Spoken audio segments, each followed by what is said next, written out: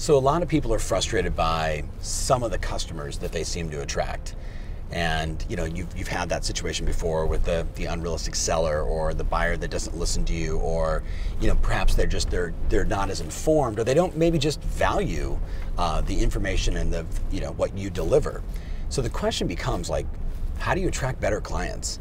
A lot of people deal with this, and what I would tell you is, you probably have an issue at the top end of the funnel, right? You don't have enough people coming into your web, enough potential buyers, enough potential sellers. So whether that's increasing your marketing, improving, your content marketing, making more phone calls, whatever it may be, there's no wrong way to do it. But unless you have a lot coming into the top end of the funnel, you don't have a lot of choice. You have to just deal with whatever you get. So I would first tell you, as you think about it, work on the top end of the funnel. How can I get more emails, more calls, more people visiting my website, more people requesting information? Top end of the funnel, super important. But then the next part is, once you get that coming in, it's what's important to you. Like, who is your avatar? Who is your ideal buyer? Who are you best to serve?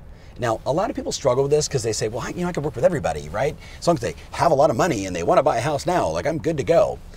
But I say to you, if you struggle with developing your avatar or your ideal prospect, there's a wonderful book called Attracting Perfect Customers. Attracting Perfect Customers, forget the two gals' name, wonderful book written probably in the late 90s. And it was kind of coming off a little secret-esque law of attraction stuff, but there were some very good insights in terms of identifying, who I'm best to work with, who do I want, but on the flip side, who do I not want? That's sometimes easier for us to answer. Who do you not want to work with? What are the values that you won't stand for? What are the behaviors you won't stand for? And what then I ask people is, once you identify who you don't want in a buyer or seller, totally unrealistic, discount, whatever you say, like rude, anything that's on that list, you then have to build from the top end of the funnel the next round, which is a qualification process that helps you identify, do they have any of these things that you don't want? And then how do you politely either move them out or refer them out to somebody else, and then work with the ones that you want? And that's how you win, right? That's how you win. The mistake that too many people make is they get upset about their one seller who's really troublesome, or their 3 buyers right now that are totally unrealistic and writing stupid offers, yada, yada. It's never the customer's fault.